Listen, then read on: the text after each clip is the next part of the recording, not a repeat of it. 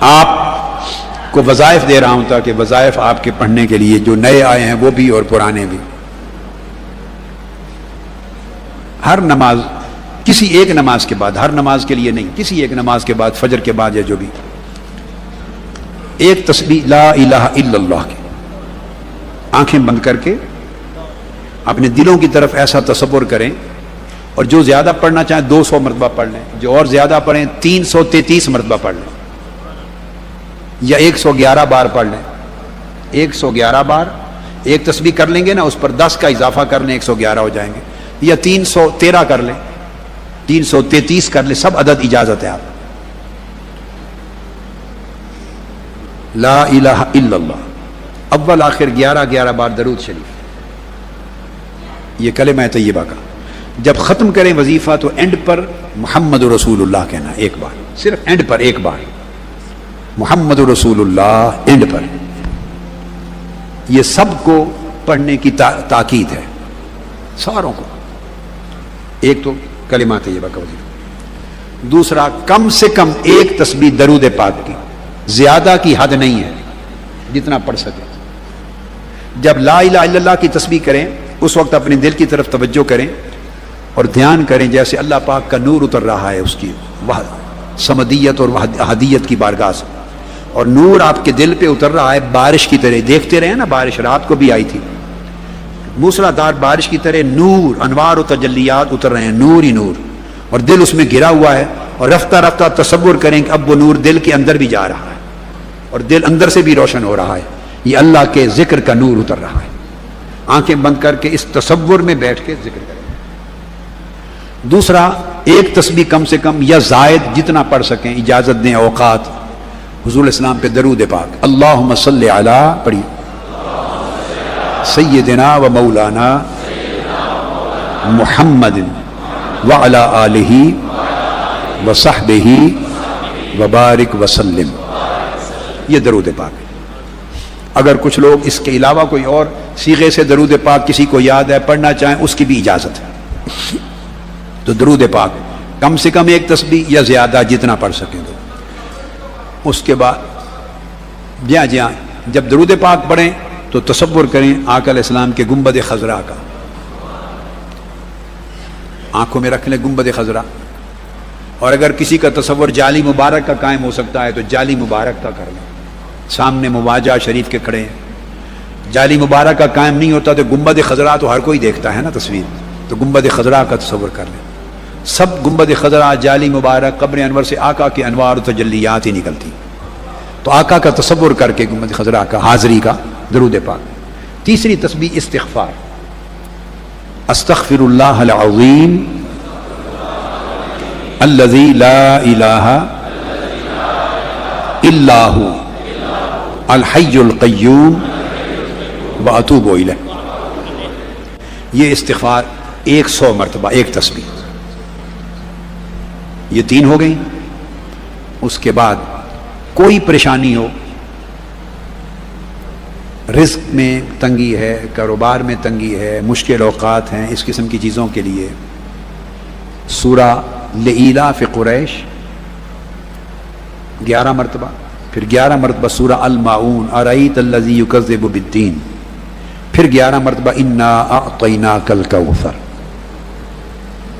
خوف ہو، غم ہو، پریشانی ہو، رزق میں کمی ہو، جاب کا مسئلہ ہو، کاروبار میں برکت کا ہو، ان تمام امور کے لیے یہ 3 صورتیں اکٹھی ہیں. ان کو 11 بار پڑھنا ہے. اول آخر 3 بار درود شریف 11 بار پڑھیں. ٹائم کی اجازت ہے آپ کو، ایک ٹائم بنا لیں جو آپ کو سہولت ہو. 2 نفل مغرب کے بعد پڑھیں، صلاۃ الحاجہ، مغرب کی سنتوں کے بعد ہی بشک یہی نیت کر لیں. پہلی رکعت میں قل یا ایھا الکافرون، دوسری میں قل ھو اللہ احد. یہ پڑھ کے 2 رکعت نفل پڑھ کے تو پھر دعا کر لیں. اور اگر اس ٹائم وقت اجازت دے تو یہ 3 صورتیں جو بتائی ہیں اس کے ساتھ ملا لیں، الکوثر تک، القریش، الماعون، الکوثر. یہ روزگار، پریشانیاں وغیرہ معاملات. اگر کوئی نہیں، یہ صورتیں 3 دفعہ بھی پڑھ سکتے، مگر 11 بار پڑھیں تو اچھا. 11 بار تینوں صورتیں. درود پاک اول آخر 3 بار. اس کے بعد اگر بیماری ہے، آپ کو ہے، گھر میں کسی کو ہے، سب کی، یہ فیوزات محمدیہ لے لیں، فیوزات محمدیہ، اس فیوزات محمدیہ پر صفحہ نمبر 349 پر 300، اور رزق میں جو کچھ رزق میں پریشانی ہے وہ 3 صورتیں بتا دی نا، اس کے ساتھ رزق میں ساتھ یا باسط یا وہاب، کیا؟ یا باسط یا وہاب، پڑھیے، یا باسط یا وہاب، یا باسط یا وہاب، یا باسط یا وہاب، تو یہ بھی پڑھ سکتے ہیں، اور یا باسط یا واسع، واسع وسعت سے 2 اسماء پڑھیں، یا تینوں ملا کے پڑھنا چاہیں، جیسے جیسے یاد رہے، یا باسط یا واسع یا وہاب، پڑھیے، یا باسط بے الف با سین تا، تو یا باسط یا واسع یا وہاب، یا باسط یا واسع یا وہاب، یاد رہ جائے گا۔ تو یہ 3 اسماء حسنہ، اسماء حسنہ، اسماء مبارکہ پڑھ کے اس کی تسبیح کر لیں اکٹھی، یا باسط یا واسع یا وہاب، ایک بار پڑھا نا، پھر دوسرا دانہ، پھر تیسرا، اس کی تسبیح کر لیں، تو ایک مرتبہ، صرف ایک مرتبہ اس کی تسبیح کر لیں۔ وہ 3 صورتیں بتا دیں، ان کو 11 بار پڑھ لیں، وقت کم ہو 7 بار پڑھ لیں، اگر یہ اجازت ہے دونوں عدد کی بھی۔ تو یہ اللہ پاک کے اسماء مبارکہ میں سے۔ تو میں جو بتا رہا تھا 349، گھر میں بیماری ہو، شفا یابی کے لیے سورہ فاتحہ، اگر بیماری ہو، تنگی ہو، مشکلات ہوں، اور کہتے ہیں آسیب ہے، سایہ ہے، یہ ہے، اوٹ پٹانگ کی چیزیں، بیماری وغیرہ، اس کے لیے سورہ فاتحہ، تمام مشکلات کے لیے 11 بار پڑھیں سورہ فاتحہ، اور 11 بار سورہ اخلاص۔ یہ اگر کہہ رہا ہوں بیماری ہو، پریشانی ہو، اس کے لیے 11 بار سورہ فاتحہ۔ یہ بعد میں آپ ریکارڈنگ لے لینا اتنا حصہ، تو اس میں ہر کوئی سن لے گا۔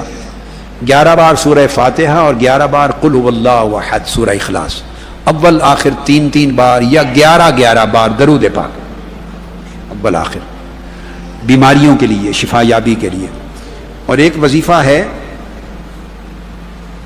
یہ میری اسی کتاب فیوزات محمدیہ کے صفحہ 350 پر 350 پر یہ آیت کریمہ ہے سورہ الاسراء کی، سورہ بنی اسرائیل کی آیت نمبر 82، وَنُنَزِّلُ مِنَ الْقُرْآنِ مَا هُوَ شِفَاءٌ وَرَحْمَةٌ لِّلْمُؤْمِنِينَ، یہ ایک آیت ہے، وَنُنَزِّلُ مِنَ الْقُرْآنِ مَا هُوَ شِفَاءٌ وَرَحْمَةٌ لِّلْمُؤْمِنِينَ۔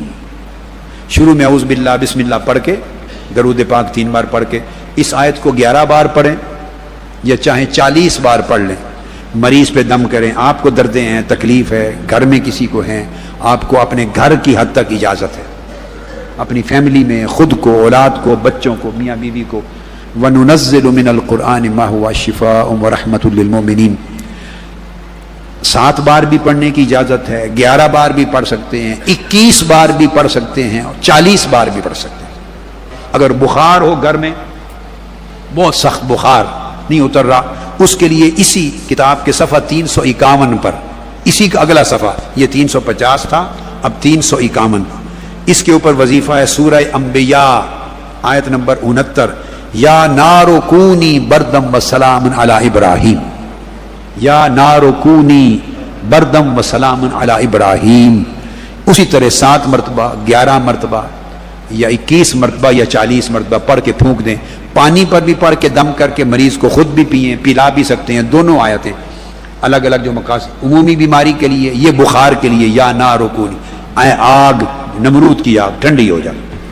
یہ سارے وظائف آپ کو دے دیے، ان کی اجازت دے دی، ان کی اجازت دے دی، اور خطابات کو روزانہ سنیں تاکہ آپ کا تصور قائم ہو، تعلق قائم ہو، توجہ قائم ہو، ویڈیو پر، کیسٹس پر، انٹرنیٹ پر خطابات سنیں ہر وقت، اور خواہ تھوڑی دیر مگر خطاب سنے بغیر نہ سوئیں، اولاد کو بھی سنائیں، خود بھی سنا کریں۔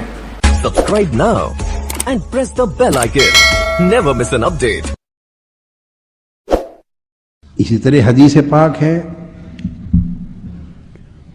اور پہاڑوں کی یعنی جمادات کی بات کر رہا ہوں. آقا علیہ الصلوۃ والسلام مکہ معظمہ میں جس گلی میں حضور علیہ الصلوۃ والسلام کا گھر مبارک تھا، اس گلی کے کونے پر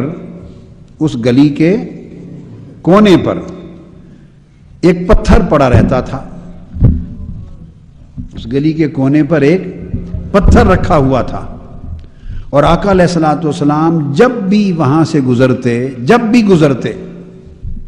تو وہ پتھر حضور علیہ السلام پہ سلام عرض کرتا تھا. اور وہ سلام کب سے کرتا تھا؟ ابھی اعلان نبوت بھی نہیں فرمایا تھا. تو پتھروں کو بھی اعلان نبوت سے بھی پہلے سے معرفت اور پہچان تھی کہ یہ نبی ہیں. اگر آقا علیہ الصلوۃ والسلام پیدائشی ولادت کے وقت سے ہی نبی نہ ہوتے تو پتھر کیوں سلام کرتے؟ تو پتھروں کو بھی خبر تھی، پہچان بھی تھی، اور صرف پہچان ہی نہیں محبت تھی، تبھی تو سلام کرتے تھے. تو ترمذی شریف میں یہ حدیث آئی ہے. کیا؟ ترمذی شریف میں حضرت جابر بن سمرہ رضی اللہ تعالیٰ عنہ روایت کرتے ہیں، قال قال رسول اللہ صلی اللہ علیہ وآلہ وسلم، ترمذی شریف کی کتاب المناقب میں،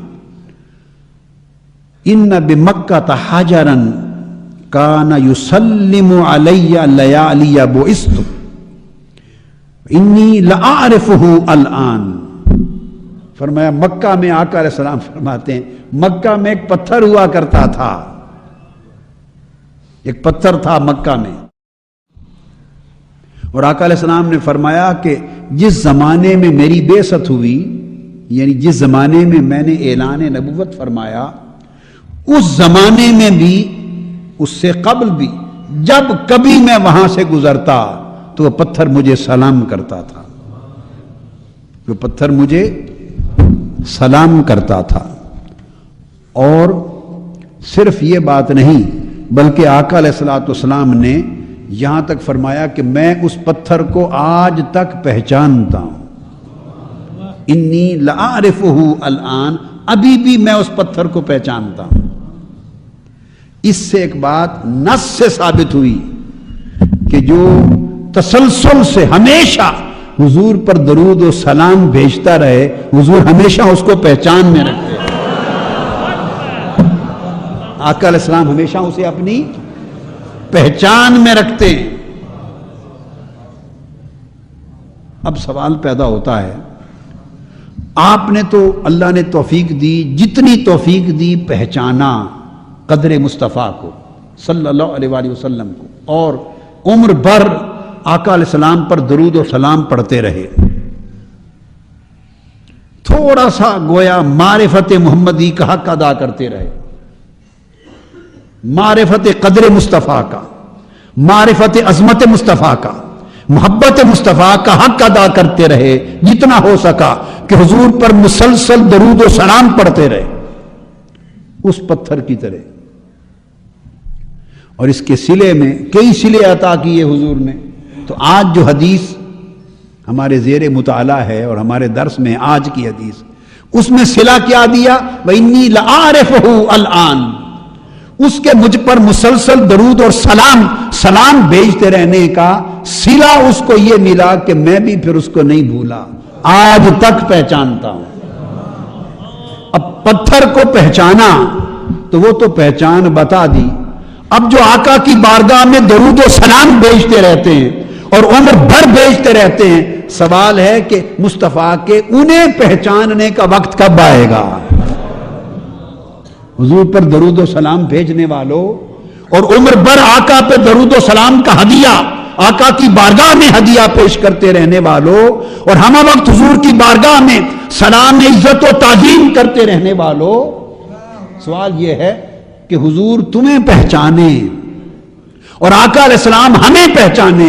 دیکھیے یہ پہچان تو ہر ایک کی رکھتے ہیں، ہر امتی کی رکھتے ہیں، کل خلائق کی رکھتے ہیں، مگر ایسی پہچان کے زبان سے فرمائیں انی لاعرفہ، ہاں میں اسے پہچانتا ہوں. یہ وقت کوئی ہمارا بھی آئے گا، یہ لمحہ کوئی ہمارے نصیب میں بھی آئے گا کہ ہم کھڑے ہوں اور زبان مصطفیٰ ہلے اور اپنی زبان سے کہیں کہ ہاں میں اسے پہچانتا ہوں.